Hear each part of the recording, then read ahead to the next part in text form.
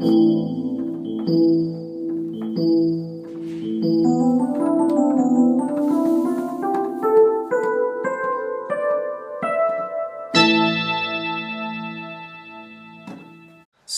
and Ulver, Terrestrials. I apologize if I butcher the other band's name, Sun, zero, parentheses, whatever. Sorry if I butchered that.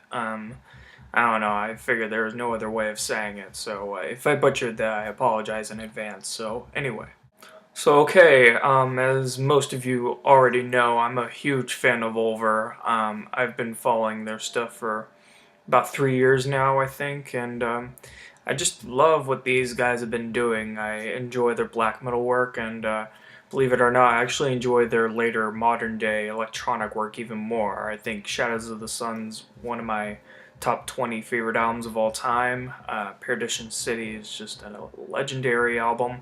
They've just made a ton of great work. I loved Shadows of the Sunn from a few years ago. That was a great, or no, not Shadows of the Sunn, Wars of the Roses. That's it. Sorry if I misconstrued that.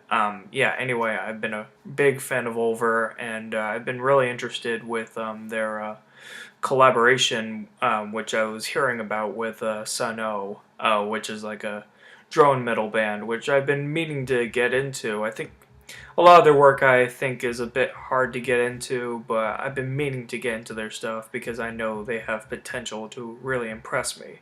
And let's see how they did here with Ulver. So what we have here is like I'd say like an album or like a very large EP of some sort. I mean, if this were the 1970s, this would be considered an album by today's standards. People would probably just consider it an EP, but anyway, that's not the point of what we're talking about here.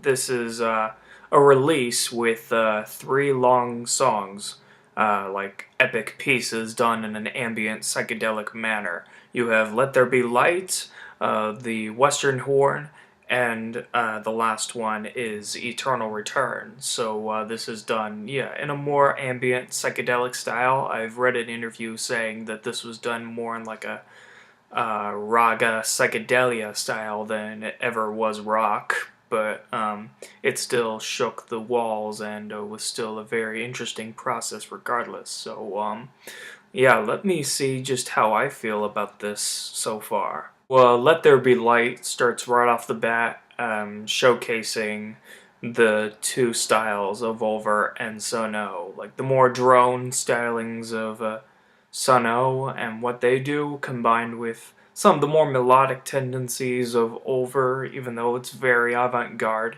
It reminds me a bit of like their Shadows of the Sunn style, just hearing this one song.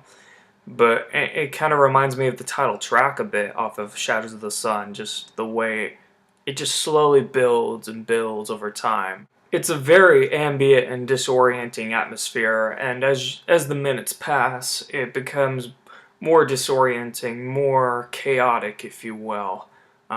Just the volume increases, the sound effects like flutter around in the background.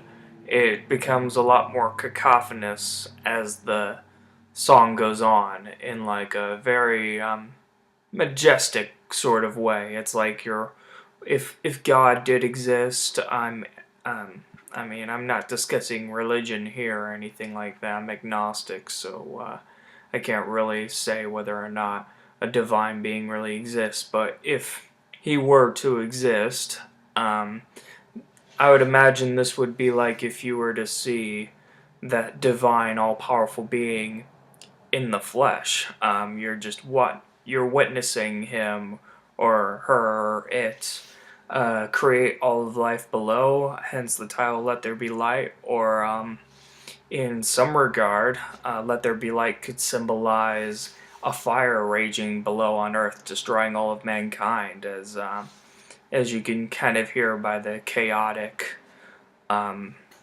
ambiance of the actual song itself. So that I think there's some different ways to interpret just based on the soundscapes that are being presented by these two bands.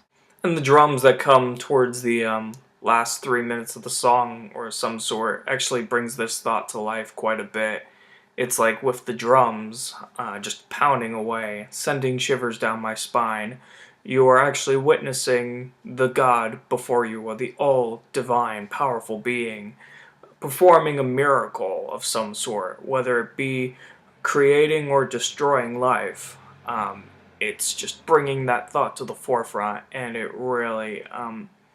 it's basically presenting that idea in a musical form. I think this is probably the best representation of witnessing a god performing a divine, all powerful miracle.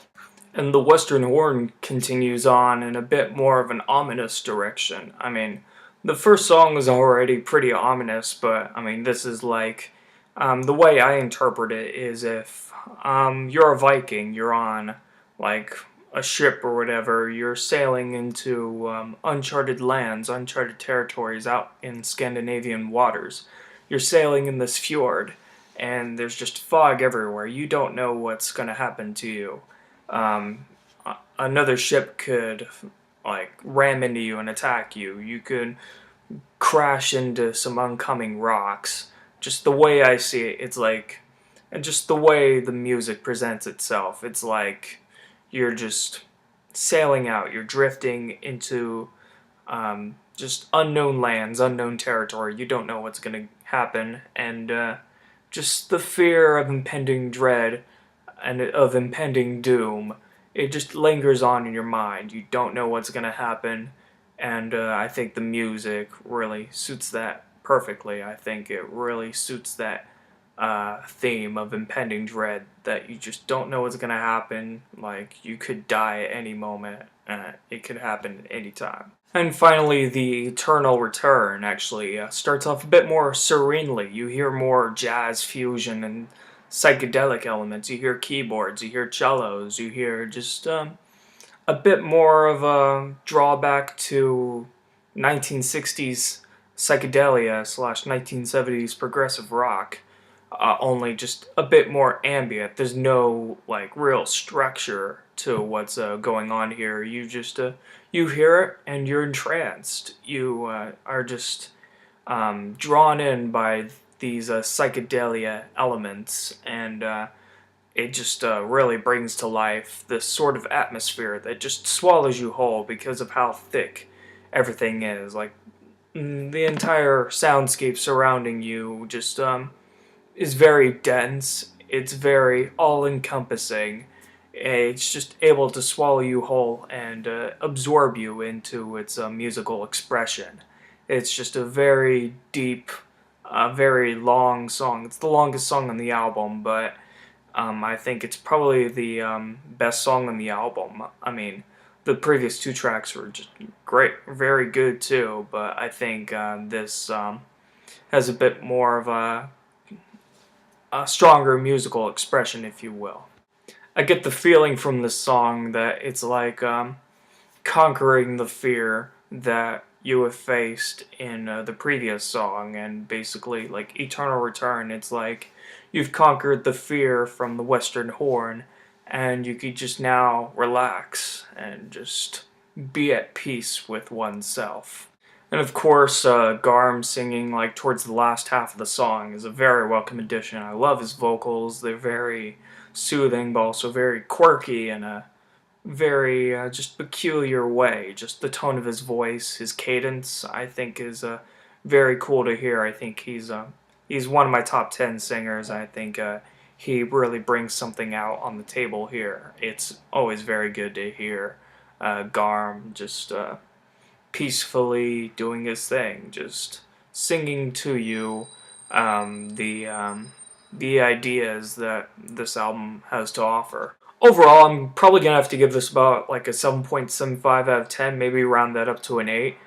I mean, it's not an album that I would like regularly listen to, like on the go in my car or anything like that, unless I had like an exhausting night and I just need to relax. But whenever I'm just sitting in my room, I want to have some alone time, have some introspective thought, and look into my own soul for guidance or whatever, then this album is certainly the perfect soundtrack for that. This is just really great. ambient psychedelic record that I think all of you should check out. I think it's a very nice collaboration, and I think it's certainly paid off very nicely. I'm really glad to have listened to this and be able to review it. So thank you very much, everybody, and I'll see ya.